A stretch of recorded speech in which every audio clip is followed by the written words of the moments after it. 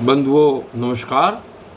और आपने कल सुना कि किस प्रकार नारद जी ने अपने पूर्व जन्म के बारे में बताया और उन्होंने कहा कि मैं एक दासी का लड़का था और मैं बचपन से ही महात्माओं की सेवा करने लगा और धीरे धीरे उन्होंने मुझे अपने बर्तनों में से प्रसाद लेने की इजाज़त दे दी और मैं उनके जो वो भक्ति गान करते थे, उनके जो वो वचन थे, वो सुनते सुनते मुझे भी भगवान में अत्यंत रुचि हो गई। और आगे यहाँ पर आज देखिए, ये बात उनकी चली रही थी कि फिर आगे सूत जी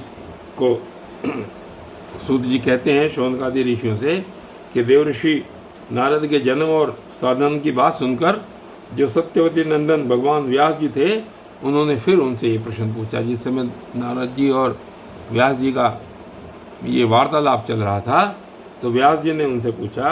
अब नारद जी से पूछते हैं व्यास जी कि नारद जी, आप ये बताइए कि जब आपको ज्ञानोपदेश करने वाले जो महात्मा गण थे वे चले गए, तो फिर अब उनके हृदय में एक ये जगी एक क्यूरियोसिटी हुई। उन्होंने कहा कि जब आपको उपदेश करने वाले महात्मा गण चले गए तो उस समय तो आपकी आयु बहुत छोटी रही होगी और आपकी फिर शेष आयु कैसे व्यतीत हुई, आपकी मृत्यु किस प्रकार हुई। और ये भी पूछ रहे हैं व्यास जी ये भी पूछ रहे हैं नारद जी से कि उस समय आपकी आयु बहुत छोटी थी और मृत्यु के उपरांत तो मनुष्य को अपने पूर्व जन्म की कोई भी बात याद नहीं रहती, फिर आपको ये बातें कैसे याद हैं। तो इस प्रकार ये जब पूछा नारद जी से, तो नारद जी कहते हैं, अब नारद जी ने अपना जो शेष वृत्तांत था अपने पूर्व जन्म का, वो व्यास जी को कहना शुरू किया। तो नारद जी ये कहते हैं कि मैं उस समय अपनी माँ का इकलौता पुत्र था और मेरी आयु भी बहुत कम थी, लेकिन एक तो मेरी माँ स्त्री थी, दूसरे मूढ़ और तीसरे दासी, तो मुझे भी उसके सिवा किसी दूसरे का सहारा नहीं था। तो उसने भी मुझे अपने स्नेह पाश में जकड़ा हुआ था और वो मेरे योगक्षेम की बहुत चिंता करती थी, लेकिन पराधीन होने के कारण कुछ कर नहीं पाती थी। तो आगे ये कहते हैं कि मैं भी अपनी माँ के स्नेह बंधन में बंद करके उस ब्राह्मण बस्ती में ही रहता था। तो एक दिन की बात है कि शाम का समय था और मेरी माँ गौओं का दूध दूहने के लिए बाहर निकली, तो उसी समय एक सर्प ने मेरी माँ को छू दिया, मेरी माँ को काट लिया। अब नारद जी कहते हैं कि ये एक ईश्वर का ही कार्य था, ईश्वर का ही अनुग्रह था और मेरी माँ इस संसार से चली गई। और उसके बाद मैंने समझा कि भक्तों का मंगल चाहने वाले भगवान ने ही ये कार्य किया है और उस मार्ग में मुझे अब मैं चला आगे। तो एक दिन इसके बाद में वहाँ से उत्तर दिशा की ओर चल पड़ा और मुझे गांव में मुझे मार्ग में बहुत सारे धन दान से संपन्न देश, नगर, गांव, अहीरों की बस्ती, बहुत कुछ मिला और पर्वतों के तटवर्ती पड़ाव, वाटिकाएं, वन, उपवन, मैं चलता रहा। कहीं कहीं जंगली हाथी दिखाई दिए, शीतल जल से भरे हुए जलाशय दिखाई दिए, देवताओं के काम में आने वाले कमल दिखे और मैं अकेला ही था और मैं इतने बड़े मार्ग पर बढ़ता चला गया। और मैंने अंत में देखा कि एक बहुत ही घना जंगल रास्ते में पड़ रहा है, उसमें सांप, उल्लू और सियार आदि बहुत भयंकर जीव थे और वो देखने में भी बड़े भयानक लग रहे थे। तो उन्होंने कहा कि चलते चलते मेरा शरीर और मेरी इंद्रियां शिथिल हो चुकी थी। इतने में क्या हुआ कि मुझे बड़े जोर की प्यास लगी हुई थी, मैं भूखा तो था ही। वहाँ मुझे एक नदी मिली। उस नदी में मैंने स्नान किया, जलपान किया और आचमन किया, तो उससे क्या हुआ कि मेरी थकान एकदम मिट गई। और उसमें मैं पीपल के नीचे मैंने सुना था कि मैंने सुन रखा था कि हृदय में रहने वाले परमात्मा के सभी स्वरूप का मैं मन ही मन ध्यान करने लगा उस पीपल के नीचे बैठ कर के। और मेरे नेत्रों के अंदर इतनी उत्कट लालसा उत्पन्न हुई कि मेरा रोम रोम उत्कट लालसा से भर गया और मेरे हृदय में धीरे धीरे भगवान प्रकट हो गए। तो कह रहे हैं नारद जी कि व्यास जी, उस समय प्रेम भाव के अत्यंत उद्रेक से मेरा रोम रोम पुलकित हो उठा, अत्यंत शांत और शीतल हो गया हृदय मेरा, और आनंद की बाढ़ में मैं ऐसा डूबा कि मुझे अपना और देह वस्तु का तनिक भी भान न रहा। मैं भूल गया कि ये वस्तु क्या है, संसार क्या है। और इतने में क्या हुआ कि जिस समय जो भगवान प्रकट हुए थे मेरे हृदय के अंदर, वो सहसा चले गए। और उसे फिर सामने न देख करके मेरा मन बहुत व्याकुल हुआ। मैं बहुत अनमना सा होकर के अपने आसन से उठ खड़ा हुआ। और उस समय देखिए क्या हुआ कि नारद जी बता रहे हैं कि मैं भगवान के उस स्वरूप का दर्शन बार बार करना चाहता था, उसकी लालसा मेरे मन में जग चुकी थी। तो बार बार चेष्टा करने पर भी वो दोबारा रूप उनको दिखाई नहीं दिया। तो अपने बारे में आगे कह रहे हैं कि इस प्रकार निर्जन मन में जब मैं प्रयत्न कर रहा था बार बार प्रभु के दर्शन करने का, तो उस समय बहुत ही एक आकाशवाणी हुई वहाँ पर। उन्होंने आकाशवाणी ने बहुत ही गंभीर शब्द में मुझसे कहा। क्या कहा उस गंभीर वाणी ने? कि खेद है कि इस जन्म में तुम मेरा दर्शन नहीं कर सकोगे। जिसकी वासनाएं पूर्णतया शांत नहीं हुई हैं, उस ऐसे अधकचरे योगियों को मेरा दर्शन अत्यंत दुर्लभ है। हे निष्पाप बालक, बालक तो थे ही उस समय नारद जी, तो उन आकाशवाणी ने कहा कि हे निष्पाप बालक, तुम्हारे हृदय में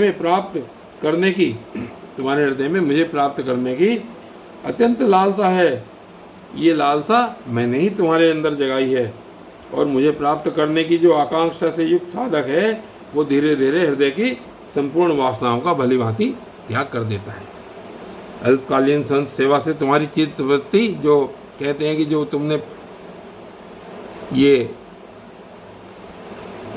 साधुओं की सेवा की थी, संत सेवा की थी, कि इस छोटी सी संत सेवा से ही तुम्हारी चित्त वृत्ति मुझ में स्थिर हो गई है। अब तुम प्रकृति मलिन शरीर को छोड़कर मेरे पार्षद हो जाओगे। मुझे प्राप्त करने का यह दृढ़ निश्चय कभी भी नहीं टूटेगा, और समस्त सृष्टि का प्रलय हो जाने पर भी मेरी कृपा से तुम्हारी स्मृति बनी रहेगी। तो ये जो व्यास जी की बात का जवाब था कि इस समय भी आपकी स्मृति कैसे बनी हुई है, ये उसका जवाब नारद जी ने दिया कि उस समय आकाशवाणी ने कहा कि तुम्हारी स्मृति सृष्टि का प्रलय हो जाने पर भी बनी रहेगी। और उसके बाद कृपा का अनुभव करके मैंने श्रेष्ठों से भी श्रेष्ठतर भगवान को सिर झुका करके प्रणाम किया, और तभी से मैं लज्जा और संकोच छोड़ करके भगवान के गुणों का गान करता हुआ रहने लगा। मेरे स्पृहा और मद मत्सर तो पहले ही निवृत्त हो चुके थे। अब मैं आनंद से काल की प्रतीक्षा करता हुआ पृथ्वी पर विचरने लगा। अब मैं सोचने लगा कि मेरी मृत्यु कब आएगी। तो व्यास जी को कहते हैं नारद जी कि इस प्रकार भगवान की कृपा से मेरा हृदय शुद्ध हो गया, आसक्ति मिट गई, मैं कृष्ण प्रायण हो गया। कुछ समय बाद जैसे एकाएक बिजली कौंध जाती है, वैसे ही अपने समय पर मेरी मृत्यु आ गई, और मुझे शुद्ध भगवत पार्षद शरीर प्राप्त होने का अवसर आने पर प्रारब्ध कर्म स्वयं ही समाप्त हो गए।